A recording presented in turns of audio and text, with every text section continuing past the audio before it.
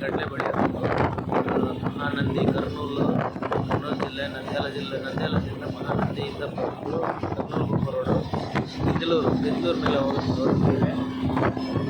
ఇక్కడ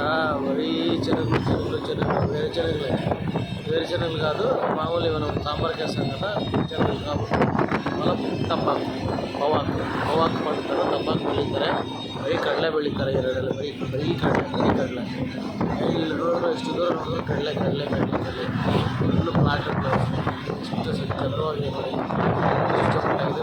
ಮೆಡಿಸಿನ್ ಹಸಿಮೆಣಸಿನಕಾಯಿ ಬೆಳೀತಾರೆ, ಅಲ್ಲಿ ಹೋಗ್ತಾ